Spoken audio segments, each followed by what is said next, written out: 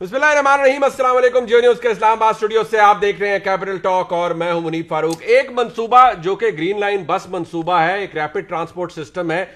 कहना तो ये चाहिए कि सबको खुश होना चाहिए कि फाइनली कराची के हिस्से में कुछ आ रहा है। अच्छी बात है कराची के रहने वालों को शायद कुछ रिलीफ मिलेगा, कोई ट्रांसपोर्ट सिस्टम बेहतर होगा।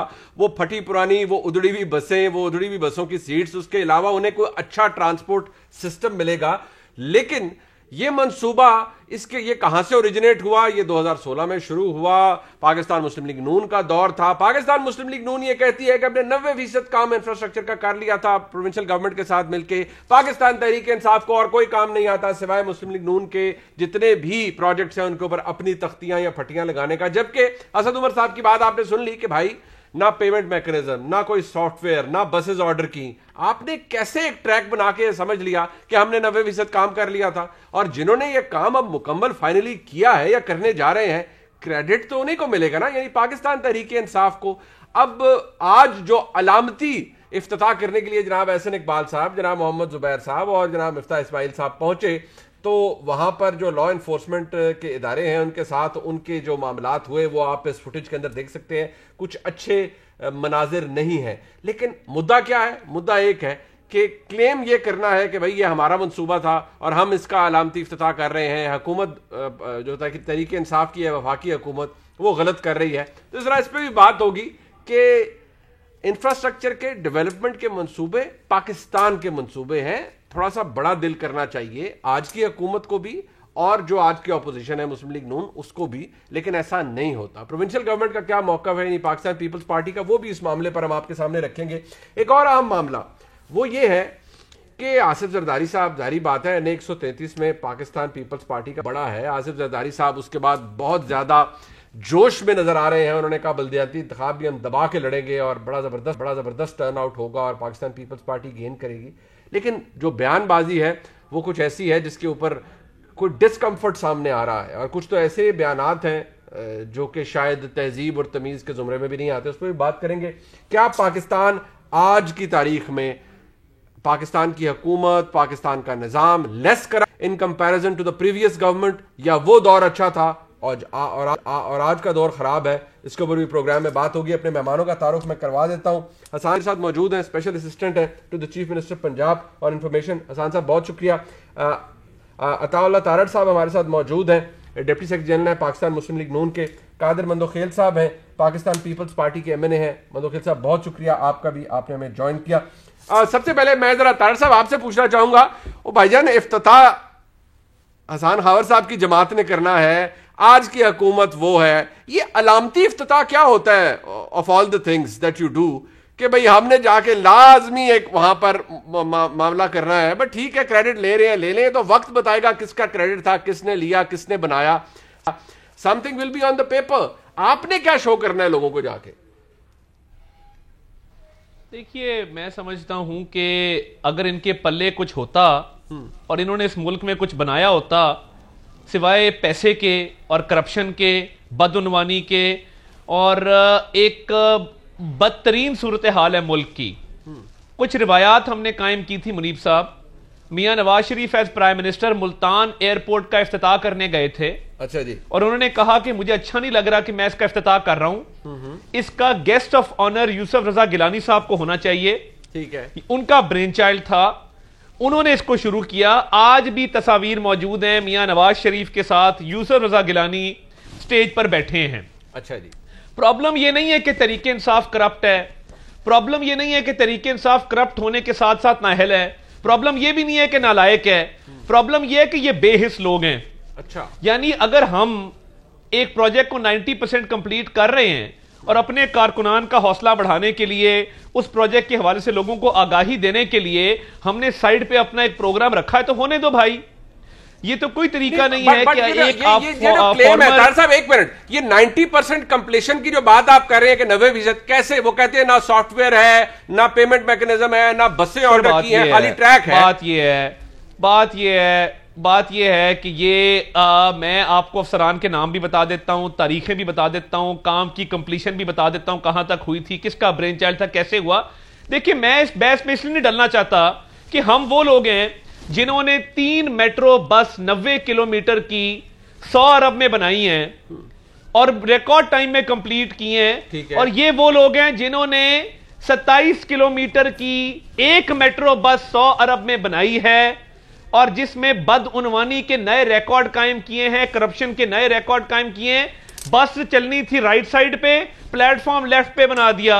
अच्छा। कहीं आग लग रही है, कहीं से शोले उठ रहे हैं, कहीं से जंगले टूट रहे हैं। बात देखिए, प्रॉब्लम क्या है? प्रॉब्लम माइंडसेट का है कि जब डेंगू आए तो आप डेंगू बरादरान के हैं, और अपना जब डेंगू फैल जाए क्योंकि आपने स्प्रे नहीं करवाया तो कोई जवाब नहीं। हम बस बनाएं तो वो जंगला बस है, आप बनाएं तो हम तालियां बजाएं। देखिए, तो आप ही खुला दिल कर ले। वैसे तार साहब, आपने 3 मेट्रो अगर आप चला ली सक्सेसफुली, और अगर आज आप हुकूमत कुछ कर ही रही है कराची के लिए, वैसे ही कुछ अच्छा हो रहा है, तो भाईजान दिल बड़ा कर लेना। पंजाबी में कहते हैं कराची की भी सुन लेना। हमें आप दीवार में चुनवा दें, क्योंकि हमने मोटरवे बनाई इस मुल्क की पहली। अच्छा जी। वो मुनीब साहब, आज मोटरवे ना होती, मुझे जाती तौर पे पता है, आप लाहौर से इस्लामाबाद ट्रैवल करते हैं, ये नवाज शरीफ ने मोटरवे ना बनाई होती तो मुनीब साहब को नेशनल हाईवे अथॉरिटी से कॉल आती कि मुनीब साहब ये टोकन है, आपने जुम्मे को ट्रैवल करना है, ये मंडे का टोकन है, जीटी रोड पे जगह नहीं है। तब भी बातें की गई थी। इस मुल्क में इन्होंने बनाया क्या? मुझे बता देना, किसी और सियासी जमात ने क्या बनाया है? अच्छा, लाहौर कराची मोटरवे हम बनाए, बिजली के मंसूबे हम बनाए, हर चीज हम बनाए, और बातें भी हम सुने। अच्छा, नहीं आपने बातें नहीं सुनी, मतलब पल्ले कुछ नहीं है। और मेन बात तारिक साहब जो समझ आई है ना, वो ये कि इफ्तिताह में आपको भी बुलाना चाहिए था। ये फटियां खाली पाकिस्तान मुस्लिम हमारी ये ख्वाहिश नहीं है। अगर हम एक प्रोजेक्ट को सेलिब्रेट करना चाहते हैं, हमने साइड नहीं, मुनीब साहब आपने लॉ पढ़ा हुआ है, आईने पाकिस्तान है, फ्रीडम ऑफ असेंबली है कि नहीं है? बिल्कुल है। फ्रीडम ऑफ एसोसिएशन है कि नहीं है? बिल्कुल है। फ्रीडम ऑफ स्पीच है कि? मेरे कॉन्स्टिट्यूशनल राइट्स हैं।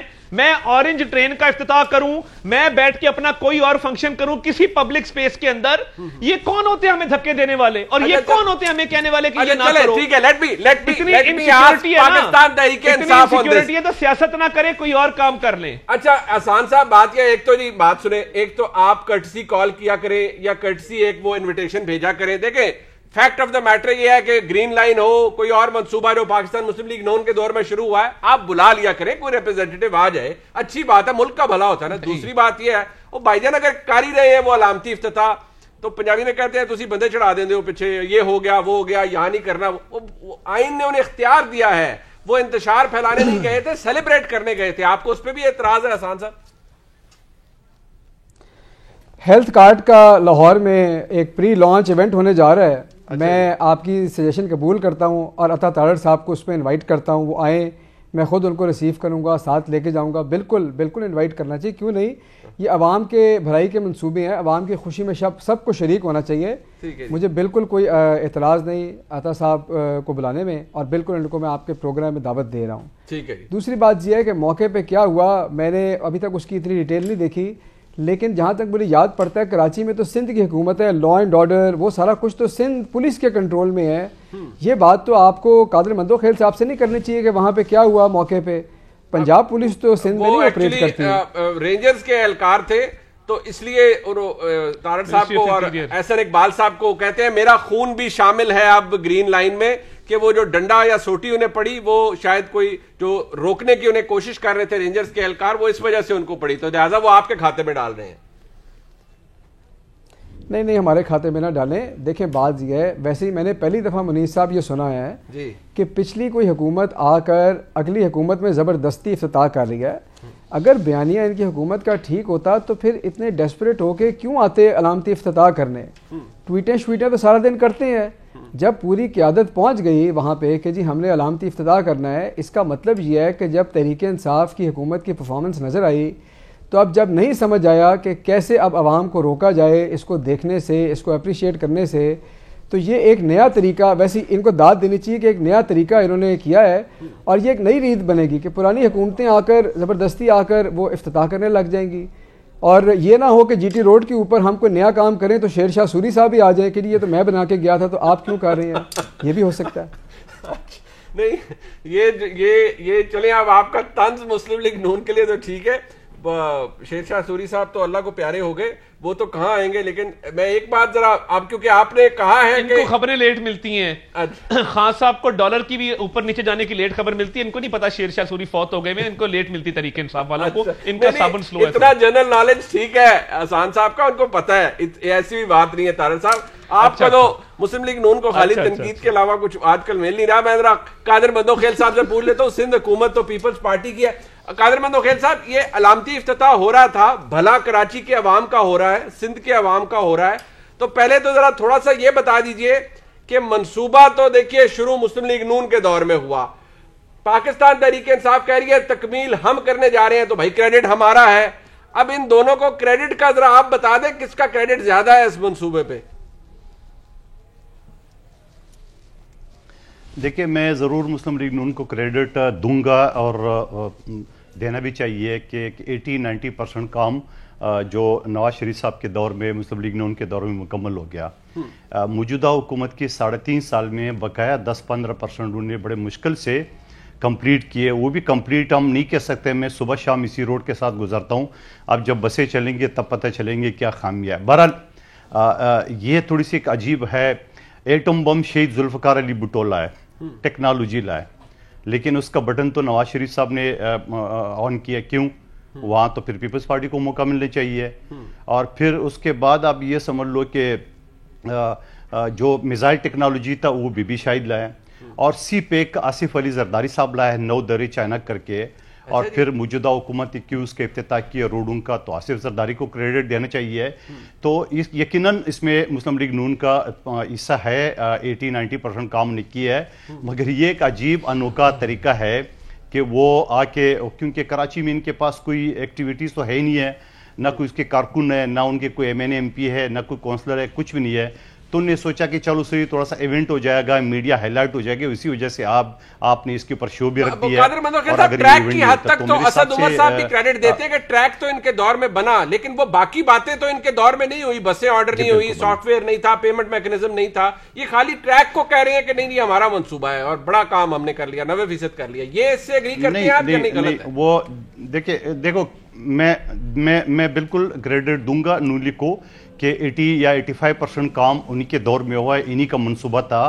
तो मैं साथ साथ ये भी गुजारिश करूं कि एटम बम तो पीपल्स पार्टी का मंसूबा था, सी पैक भी पीपल्स पार्टी आसिफ अली जरदारी का मंसूबा था। तो वहां इफ्तिताह करने में हमने तो कोई ऐसी इवेंट नहीं किए, हमने तो कोई ऐसे नहीं किया है। लेकिन हाँ, ये जरूर मैं कहूंगा कि ये पाकिस्तान की तारीख में एक अजूबा और एक अनोखा मैंने इफ्तिताह देखा। तो इस तरह तो फिर मेरे ख्याल में मुस्लिम लीग नून के दौर में जो इफ्तिताह हुई है वो तो सारे पीपल्स पार्टी के आसिफ अली जरदारी साहब या बिलावल भुट्टो साहब को करनी चाहिए। ये एक नया रिवाज बहरहाल मुस्लिम लीग ये नया रिवाज है। वैसे मंदोखेल साहब, एक बात जरूर है, जब आप खुद तस्लीम कर रहे हैं कि ग्रीन लाइन पाकिस्तान मुस्लिम लीग नून को क्रेडिट भी जाना चाहिए, तो आप खुद मेंबर नेशनल असेंबली हैं, बिल्कुल जाना चाहिए। इलेक्शन भी लड़ा है, फिर कराची के अवाम आपसे, आपकी सिंध हुकूमत से, पाकिस्तान पीपल्स पार्टी से पूछेंगे कि भाई एक बड़ा ट्रांसपोर्ट का मंसूबा शोकेस हुआ, बना, कंप्लीट हो रहा है, और वो उन दोनों जमातों का हो रहा है जिन दोनों जमातों की इस वक्त सिंध में हुकूमत नहीं है। यानी आपने कुछ नहीं दिया सिंध के अवाम को, कराची के अवाम को रैपिड ट्रांसपोर्ट सर्विस में, इन दोनों जमातों का क्लेम है उस पर। देखिए, एक पूरा कराची एक 4 करोड़ की आबादी की शहर है, जी। और एक लकीर उन्होंने दोनों ने मिलकर बनाया, तो कौन सा कमाल किया है। जिस जगह पे मैं बैठा हूँ यहाँ से शहबाज शरीफ साहब भी शिकस्त खा चुका है, और आपका मिफ्ता इस्माइल साहब भी शिकस्त खा चुका है। तो हम करेंगे ना, 10 से 12 अरब रुपए का पानी का लाइन में ऑलरेडी मंजूरी दे चुका है मेरे कायद आसिफ अली जरदारी साहब, और 2.25 अरब का बजट या यूनिवर्सिटी, स्कूल, ये सारे काम जो पिछले 40 साल में नहीं हुए, ये इंशाल्लाह हम अगले 1.5 साल में आपको करके दिखाएंगे। लेकिन पूरे कराची में जो कॉरिडोर है, या जो रोडों का जाल है, या एक से एक और हॉस्पिटल है, जो एशिया के सबसे बड़ा हॉस्पिटल NICVD का जो जाल है, जो 10 जिलों में है, और फिर बेनजीर ट्रॉमा सेंटर, फिर आपका एयरपोर्ट से खरका, बहुत सारे मंसूबे आपके सामने, तो मैं गिनवाना चाहूंगा तो आपका शो कम बढ़ जाएगा। हुकूमत कर रहे हैं आप, रोड ट्रांसपोर्ट नेटवर्क या अच्छी बस सर्विस तो सिंध हुकूमत ने ही देनी थी कराची के अवाम को। 13वें साल में आकर भी अगर वो मंसूबा शोकेस हो रहा है जो ये जमातें कर रही है, मैं बात दोबारा ये कहूंगा, तो लोग सवाल जरूर उठाएंगे, पूछेंगे जरूर आपसे कि चले आप कह रहे हैं हमने ये भी दे दिया, वो भी दे दिया, लेकिन उन दोनों जमातों ने दिया जिनकी इस तरह अगर देखा जाए सिंध में हुकूमत नहीं है, आपकी है, 13वां साल है, एक स्टेंट में जा रहे हैं आप, 5 साल पहले, दूसरे 5 साल, ये तीसरा साल। देखिए, इससे हट के कि बहुत सारे मंसूबे में आपको गिनवा सकता हूँ जो कराची में हमने की है, सिंध में हमने की है, मगर एक लकीर या 40 बसों से तो ये कराची तो नहीं आबाद होना। और अभी रिसेंटली सिंध हुकूमत ने मुआहिदा किया है फॉरेन कंपनी से बसों का, तो बाकी हमने किसको देना है? ये तो एक लकीर मैंने आपको बता दिए। अगर आप कराची से वाकिफ है तो नागन चौरंगी से लेके कैद आज़म के मज़ार तक, तो कराची तो ऐसे तो बहुत सारी शहर है, उसको ट्रांसपोर्ट कौन देगा? अगला जो ना वो आधा अधूरा छोड़ गए, मौजूदा हुकूमत 3.5 साल में उसने उस अधूरे को 15 साल कंप्लीट किया, तो कौन सा कमाल कर दिए? मगर आप कहते हैं दोनों ने कोई कमाल नहीं किया, एक अधूरा छोड़ के दूसरे 3 साल में ये किया, दोनों ने कमाल नहीं किया। कमाल आप करेंगे नहीं, पाकिस्तान पीपल्स पार्टी करेगी। एक ब्रेक है जी, एक इंपॉर्टेंट इशू है उस पर वापस आए। आज पाकिस्तान के जो हालात है, क्या आज का पाकिस्तान ज्यादा करप्ट है इंतजामी मामलात में, ओवरऑल जो लोगों का परसेप्शन है, या पिछला पाकिस्तान सस्ता आज है? क्या वाकई आज का पाकिस्तान सस्ता है या पिछला पाकिस्तान सस्ता था? जरा इस पर भी बात कर लेते हैं, हमारे साथ रहिए।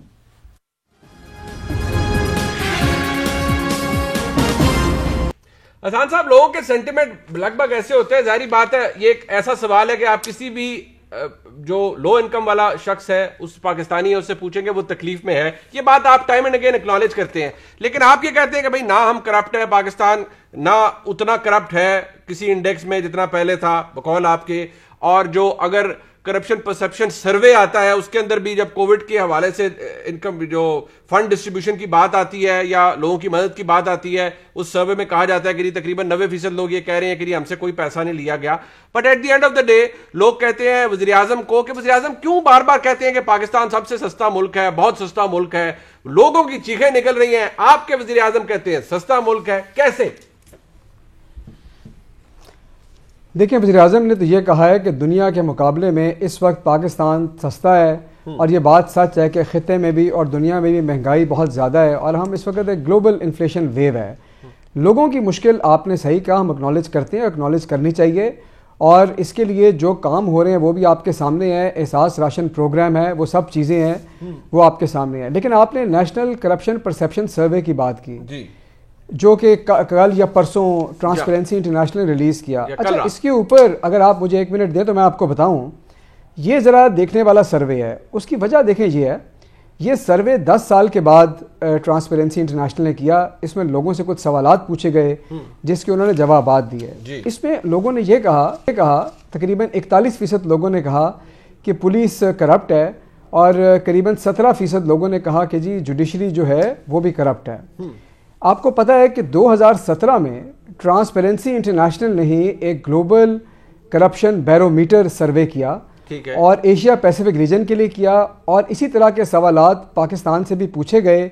वो रिपोर्ट मैं आपको भेज भी दूंगा, ट्रांसपेरेंसी इंटरनेशनल पाकिस्तान की वेबसाइट पे भी अवेलेबल है। अच्छा जी। उसके अंदर जब लोगों से सवाल किया तो 75% लोगों ने कहा कि पुलिस करप्ट है, 68% लोगों ने कहा जुडिशरी करप्ट है। आज वही 41 और 17% पे है। ठीक है जी। अच्छा, उसी सर्वे में एक और बड़ा दिलचस्प सवाल हुआ। लोगों से ये पूछा गया कि जब आप पब्लिक सर्विसेज एक्सेस की आपने, तो आपको करप्शन का सामना करना पड़ा। अच्छा जी। 40% लोगों ने उस वक्त कहा कि हमें करप्शन का सामना करना पड़ा। आज जब वही सवाल कोविड-19 के तनाजुर में पूछा गया तो 90% लोगों ने कहा कि हमें किसी करप्शन का सामना नहीं करना पड़ा।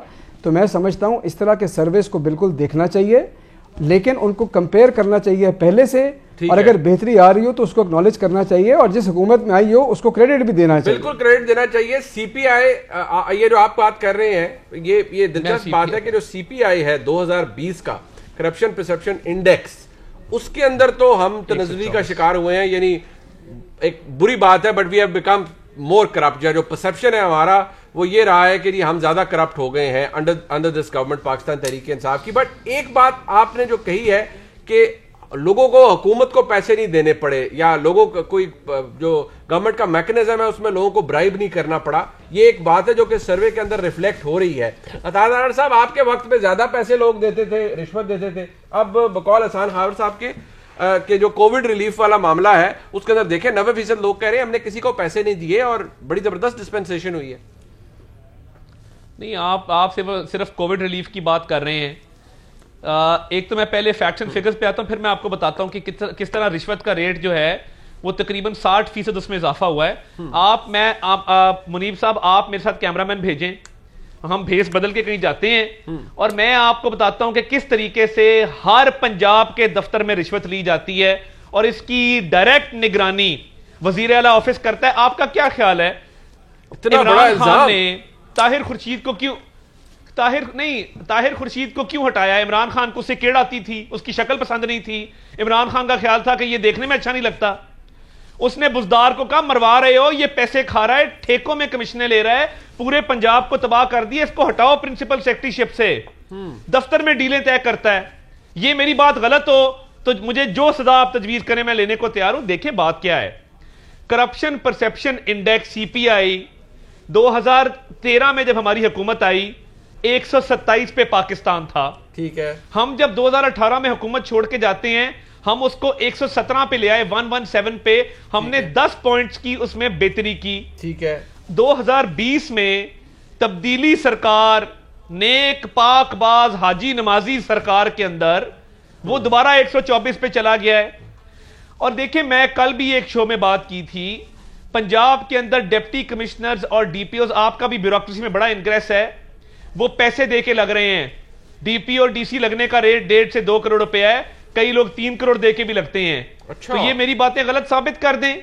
और देखिए इतना बड़ा इल्जाम है, आसान खावर साहब बैठे, Samiullah Chaudhry, I am surprised, ये मेरी कैसे बात हो सुन सकता लेना। है कि... एक इनका वजीर था, अच्छा, एक इनका वजीर था बहावलपुर से समीउल्लाह चौधरी, आटे में करोड़ों रुपए की करप्शन करके गया है।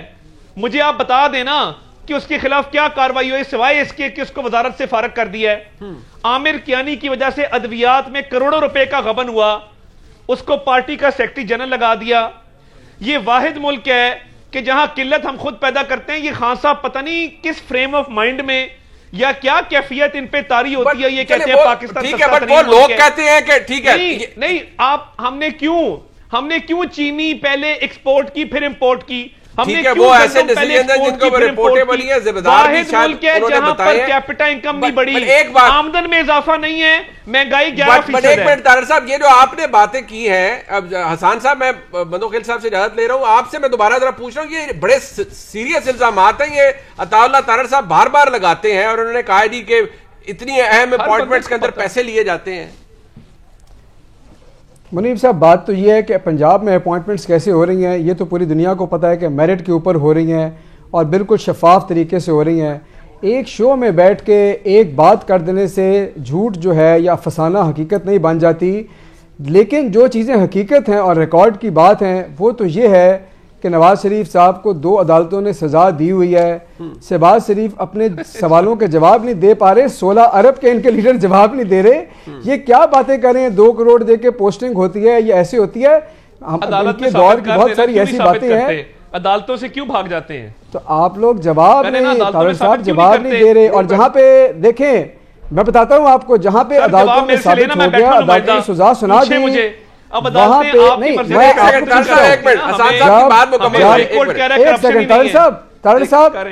तारड़ साहब बात मुकम्मल होने देना, आपको बिल्कुल जवाब का मौका देते हैं। देखिए नवाज शरीफ साहब को 2 केसेस में सजा हुई, वहां पे आप कहते हैं जी ये सिलेक्टिव जस्टिस है, सजा हुई है ना, कोर्ट ने, कोई कोर्ट की ओपिनियन नहीं है, कोर्ट ने सजा दे दी है, लेकिन आप मानने को तैयार नहीं। अच्छा, शहबाज शरीफ साहब के आप ही आज ये बता दें कि उनके जो मुलाजमों के अकाउंट में 16 अरब रुपया आया है, क्या नहीं आया, और अगर आया तो कहां से आया है, इसमें बता दे। हाँ ना वाला सवाल है, इसमें तो कोई मुश्किल बात नहीं है। अच्छा चले बट ये जो इल्जामात हैं, यानी कि हसान खावर साहब आप कह रहे हैं किसी ब्यूरोक्रेट की अपॉइंटमेंट में कोई पैसे कहीं की कोई नहीं ले रहा, ये ऑन रिकॉर्ड आप कह रहे हैं। अताउल्लाह तारड़ साहब, if you have any evidence I think आपको प्रेजेंट करनी चाहिए। आप लेके आए, हम इंक्वायरी करेंगे, हम केस चलाएंगे।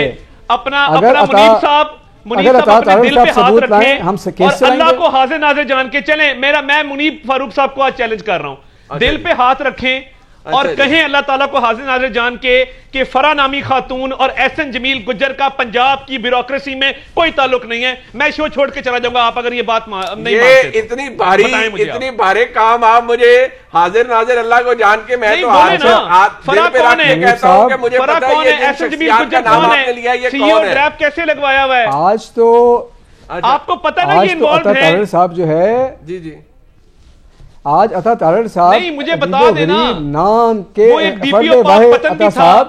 आप 16 अरब का तो हिसाब दे दें, डीपीओ पाक पतन की आप बात कर रही हैं, उसका जवाब आपने कहा मुझे जवाब देने का मौका दें, आप जवाब तो दे दीजिए। मैं एक पाई का हिसाब दूंगा अदालत के अंदर उस 16 अरब के हवाले से, मुझे मत उलझाएं।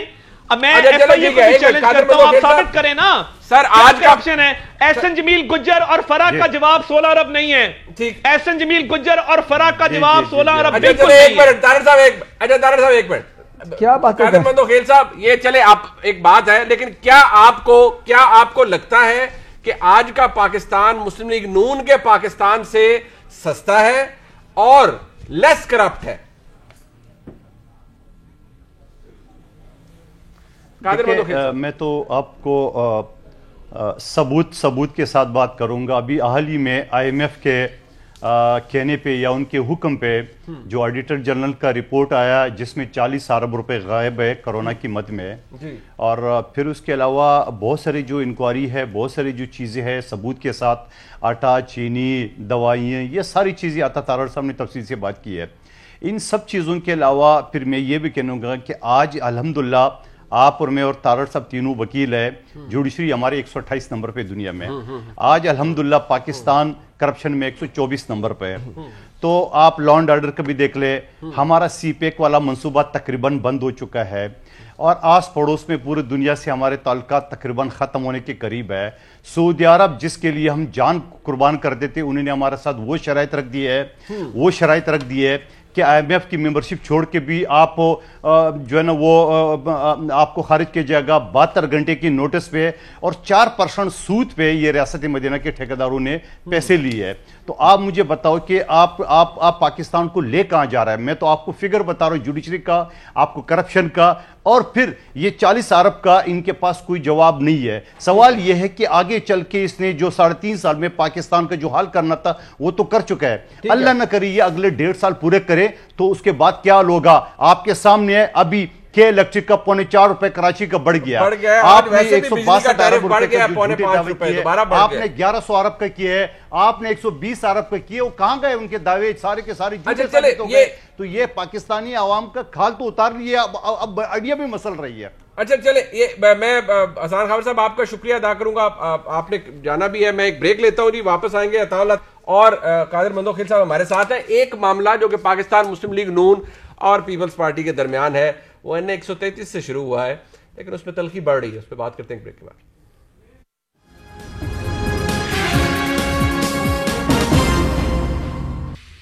तलखियां कम होनी चाहिए लेकिन बढ़ रही हैं पाकिस्तान पीपल्स पार्टी और मुस्लिम लीग नून में। आसिफ जरदारी साहब ने क्या कहा जिस पे बुरा लगा शहबाज शरीफ साहब को? हर जगह पे हम इनसे लड़ेंगे, हर मोहल्ले में इनसे लड़ेंगे, इसलिए कि पाकिस्तान के ये खिलाफ है, ये मेरी धरती के खिलाफ हैं। जो इस धरती में नहीं मरना चाहता उसको क्या मसला है? कादिर मंदोखेल साहब, ये आसिफ जरदारी साहब ने क्या कह दिया, ऊपर शहबाज शरीफ साहब ने बड़ा मध्यम किस्म का एहतजाज किया, बड़ा महजब किस्म का। उन्होंने कहा जरदारी साहब स्टेटमेंट्स अबाउट मियां नवाज शरीफ इज अनफॉर्चुनेट, यानी कि बड़ी बदकिस्मत स्टेटमेंट है। मियां साहब unwavering commitment to Pakistan has always been unquestionable. Zardari साहब knows the conditions in which MNS had to go abroad. We should refrain from such remarks and work for greater good of the country. आप खराब कर रहे हैं जरदारी साहब उस इत्तेहाद को जो कि ऑपोजिशन शायद बनाना चाहती है। ऐसा क्यों कर रहे हैं जरदारी साहब? देखिए, पहली बात तो मुनीब साहब कोई इत्तेहाद हमारा नहीं है।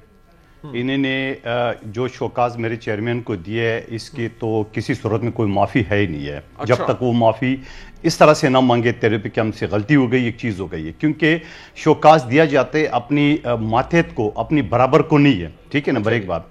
दूसरी बात ये कि उसके बाद जो ये चीज़ कर रहे हैं, मैं जरदारी साहब की, बिलावल साहब की एक एक बात के साथ खड़ा हूँ और उसकी तायद करता हूँ कि जो कुछ उसने कहा सही कहा। अब आपको मैं मिसाल दे दूँ, ये पाकिस्तान के खिलाफ पहले PDM का इजलास हुआ था तो जब अब मैं आगे चल के तफसील बता रहा हूं आपको, मुझे 2 मिनट दे दे। आप मुझे बात बताओ, जब पहला पीडीएम का जलसा हुआ तो इन सब ने कहा कि इस्तीफे दो मौलाना फजल अहमद साहब को, तो बिलावल भुट्टो साहब ने कहा कि मियां साहब आप आ जाओ और आपको इस्तीफे देते, आप जाके स्पीकर को दे दो। और स्पीकर को क्या देना था, जो 2 से इस्तीफे गलती से स्पीकर के पास चले गए, तो मरियम बीबी ने कहा जाओ इस्तीफे स्पीकर के मुंह पे मार। मुंह पे क्या मारना था, वो 2 अरकान जाके स्पीकर के पांव पड़े और वो इस्तीफे वापस लेने पड़े। नंबर 1 बात। दूसरी बात, आप वकील है, तारड़ सभी वकील है, आइन का आर्टिकल 25 बड़ा वाज़ेह है कि तमाम इंसान बराबर है, और हुजूर पाक सल्लल्लाहु अलैहि वसल्लम का आखिरी खुतबा भी हमारे सामने है कि काले को गोरे पे, गोरे के काले पे फोकियत हासिल नहीं है। आप मुझे बहैसियत वकील बता दे कि बकरी चोर और साइकिल चोर तो जेलों में बैठे हुए हैं, और नवाज शरीफ साहब दूसरी मर्तबा अदालतों से सजा होके और वो बाहर जाते, तो इस तरह इसी वजह से तो पाकिस्तान की अदलिया 128 नंबर पे है। क्यों नहीं होगी कि आप अगर इस तरह करेंगे, आप 50 रुपए स्टाम्प पे एक अगले को भेज देते हैं और फिर भूल जाते हैं, और इमरान खान ने भी जान छुड़ाने के लिए उसको भेज दिया है। लेकिन मेरा जो लीडर है आसिफ जरदारी आज भी अदालतों का सामने कर रहा है। मेरी अदी फरियाल जो कि 12 बजे, आप कानून जानते हो, 8 बजे जेलों के दरवाजे बंद हो जाते, किसी जज के हुक्म पे कोई कैदी अंदर नहीं जाए, उसको 12 बजे भेजा है।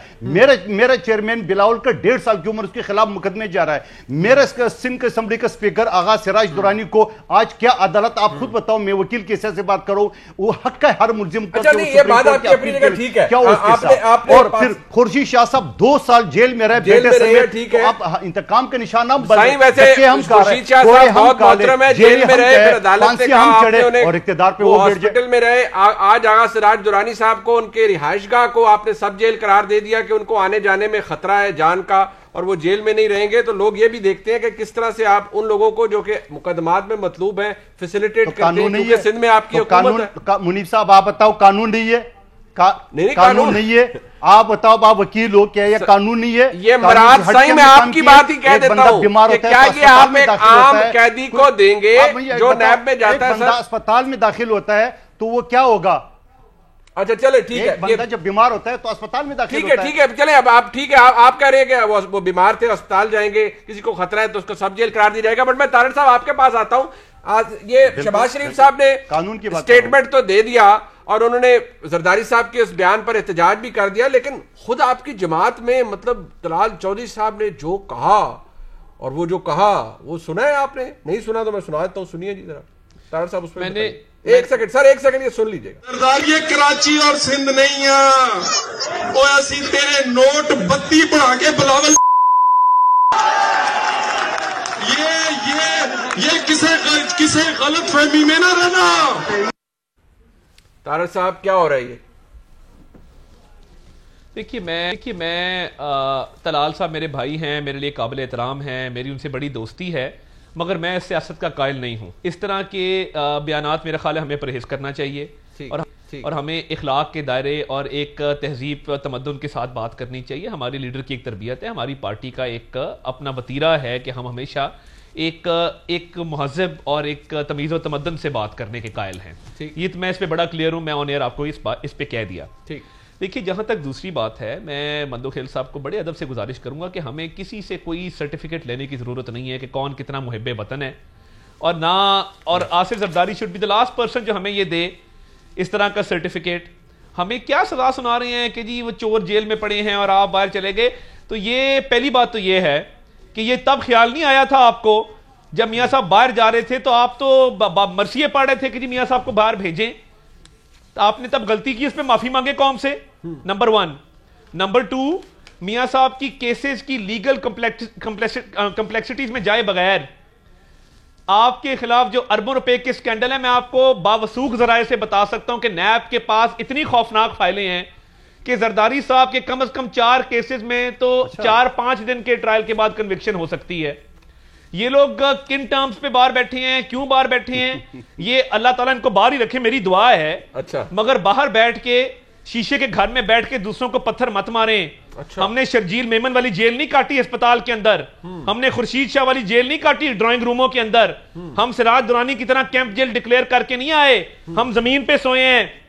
हमने पंजाब की जेलें वो फस्तायत बर्दाश्त की है कि जहां पे इमरान खान और शहजाद अकबर खुद सुपरिंटेंडेंट को कॉल करके कहते थे कि हीटर बंद कर दो, और जमीन पे सुलाओ। आप लोगों की याशी वाली जेलें होंगी सिंध के अंदर। सिंध हमारा सूबा है, मुझे बहुत प्यारा है, मगर आपने जो अदल के निजाम को बेड़ा गर्क करके वहां पे रखा है, बात करने से पहले सोच लिया करें। और दूसरा, अपने लीडर को कहें कि हार का जश्न नहीं मनाया करते। खानेवाल बैठा हूं, इस वक्त भी खानेवाल मौजूद हूं। 16 तारीख को दूध का दूध और पानी का पानी होगा। मैं देखता हूं आप किस तरह हार का भी जश्न यहां मनाते हैं। अच्छा, ये हार अल्लाह ताला के फजल से ठीक, ये हार का जश्न पहली दफा देखे, पार्टी हार के तालियां बजा रही है। आपके वोट आते रह गए, उन्होंने 5000 से 32,000 पे चले गए, तो उन्होंने जश्न तो मनाना है ना।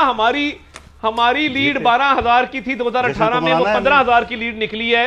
इन्होंने अगर तरीके इंसाफ से, तरीके लबैक से, अवामी तहरीक से, लटरम पटरम से जितने वोट इकट्ठे करके पैसा लगा के वोट लिए, इनको मुबारक हो, मगर हार का जश्न नहीं मनाया जाता।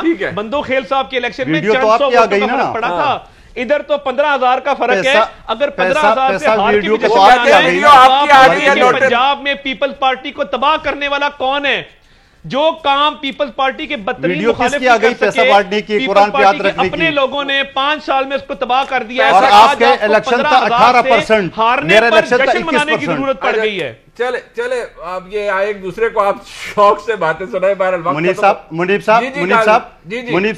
मुनीफ फारूक साहब, जी 18% का रेशियो था। मेरा इलेक्शन 21% था। रमजान, कोरोना और गर्मी के बावजूद ये इतराज करे थे।